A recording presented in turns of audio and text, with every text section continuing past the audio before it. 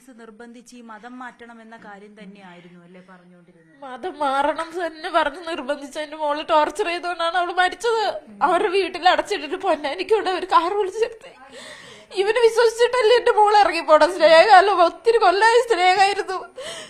അപ്പൊ അവള് മരിക്കൂന്ന് ഞാൻ വിചാരിച്ചിട്ടില്ല. വേണം എന്റെ മോള് മരിക്കൂന്ന് ഞാൻ എനിക്കറിയില്ല എന്റെ മോള് മരിക്കൂന്ന്. എന്റെ മോൻ പറഞ്ഞു എന്നെ അമ്മ അവള് മരിക്കൂന്ന് പറഞ്ഞ അമ്മ അവളെ ചായ പിടിക്കണ്ടിട്ടല്ലേ ഞാൻ ഇറങ്ങിപ്പോയത് ഇവിടുന്ന്. തലേദിവസം അവള് TTC പഠിപ്പിക്കാൻ പോയിട്ട് വന്നിട്ട് കിടന്നുറങ്ങി. വെള്ളിയാഴ്ച വന്ന് കിടന്നുറങ്ങി. അപ്പൊ ശനിയാഴ്ച എനിക്ക് കുറച്ച് താമസിച്ചു.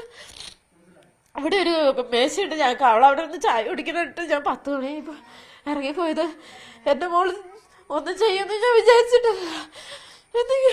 എനിക്ക് എന്റെ കൊച്ചിനെ അവർ അത്രയ്ക്ക് നിർബന്ധിച്ച് എന്തൊക്കെയോ എന്തൊക്കെയോ ചെയ്തുകൊണ്ടാണ് അവള് മരിച്ചത്. അവള് ചെറിയ മനഃശക്തിയുള്ള ആളല്ല, അവള് നല്ല മനഃശക്തിയുള്ള ആളായിരുന്നു. പക്ഷെ അവള് എന്നോടൊരു വാക്ക് പറഞ്ഞു, അമ്മേ ഞാൻ ജീവിച്ചിരുന്ന എനിക്ക് അവന് വേണമെന്ന് തോന്നും. മോള് കേട്ടു നോക്കി ജീവിച്ചിരുന്ന്. ഞാൻ പറഞ്ഞു മോനെ അമ്മയുണ്ടല്ലോ അവനുണ്ടല്ലോ എന്നൊക്കെ പറഞ്ഞിട്ട് അവളുടെ മനസ്സിൽ അവനായിരിക്കും കുറച്ച് ചിലര് സ്നേഹിക്കുമ്പോ ജീവൻ കൊടുത്ത് സ്നേഹിക്കും പറഞ്ഞ് കൊടുത്തില്ലേ. അവരത് മനസ്സിലാക്കിയില്ലല്ലോ. എന്നോടൊരു പോലീസുകാരൻ പറഞ്ഞു ഫോണിലുണ്ട് തലേ ദിവസം കൂടി മരിക്കും മെസ്സേജ് എന്റെ മോളോട് ഇട്ടിട്ടുണ്ടെന്ന്. അപ്പൊ അവൻ തിരിച്ച് മരിക്കടിന്ന് മെസ്സേജ് ഇട്ടിട്ടുണ്ടെന്ന് ഇന്നലെ വന്ന ഒരു പോലീസുകാരൻ എന്നെ വിളിച്ച് മാറ്റി നിർത്തി പറയാ. അപ്പൊ അവര് ദുഷ്ടനല്ലേ അവൻ. എന്റെ കൊച്ചിനെ അത് മനസ്സിലാക്കാൻ പറ്റാതെ പോയല്ലോ വേണം.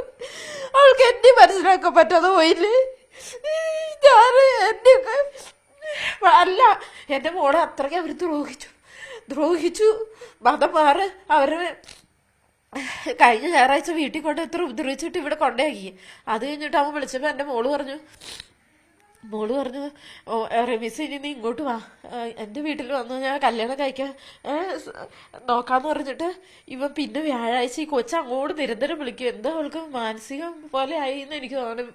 ഇവനോട് സംസാരിക്കാതെ ഇരിക്കുമ്പോ അങ്ങനെ വിളിച്ച് എന്റെ ഫോണിൽ നിന്ന് വിളിച്ചാ കോള് ഒരു വ്യാഴാഴ്ച. എന്നിട്ട് അവൻ എടുത്തു കഴിഞ്ഞപ്പോ അവൻ പറഞ്ഞു മതവും മാറണം അവരുടെ വീട്ടിലും നിക്കണം. അപ്പൊ ഇവള് ആകെ അങ്ങ് തകർന്നു പോയി. അപ്പൊ അവള് പറഞ്ഞു ഇത് എന്താ റമീസ് നീ പറയണ എപ്പോഴും മാറ്റിയേടാ, ഞാൻ സമാധാനത്തിലല്ലേ ജീവിക്കാൻ വന്നെ. നിന്റെ വീട്ടിൽ വന്ന് എനിക്കത് കിട്ടൂല, അവരെന്നെ ചെയ്തെന്ന് എനിക്ക് അറിയില്ല കൊച്ചു പറയാനായിട്ട് ഞാൻ മുറി ചെന്നു.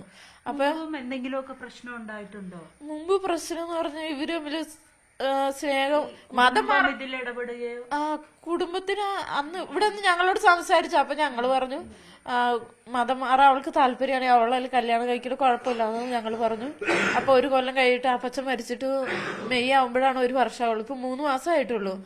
അപ്പോ അവളുടെ പഠിപ്പും തീരും. അപ്പൊ നമുക്ക് എന്നാ വെച്ചാൽ ചെയ്യാന്ന് പറഞ്ഞിട്ടാണ് ഞങ്ങൾ പിരിഞ്ഞത്. അത് കഴിഞ്ഞിട്ട് ഇവരവിടെ നിന്ന് മോളി ഫോണല്ലേ, ഫോണ് വഴിയാണ് ഇവരിങ്ങനെ അങ്ങോട്ടും ഇങ്ങോട്ടും സംസാരിച്ച് ഉമ്മയും വാപ്പയും അവരുടെ ബന്ധുക്കളും എല്ലാം മോളെ അവർക്ക് 2 കൂട്ടുകാരുണ്ട് സാഗത് എന്ന് പറഞ്ഞ്. അതെന്റെ മോള് പറയണ ഞാൻ കേട്ട എടാ എനിക്ക് എന്തെങ്കിലും പറ്റിയ സാഗത അൻസിലെ നിനക്കൊക്കെയാണ് കുറ്റം വരുള്ളൂ റമീസ, നീ അത് പ്രത്യേകം സൂക്ഷിച്ചു വെച്ചോ.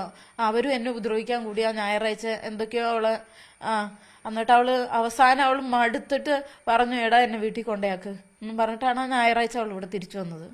അങ്ങനെയാണ് എന്റെ മോള് പറയണേ. എന്റെ മോളെ പോലെ ഇനി ഒരു മോക്കും ഒരാപത്ത് വരരുത്.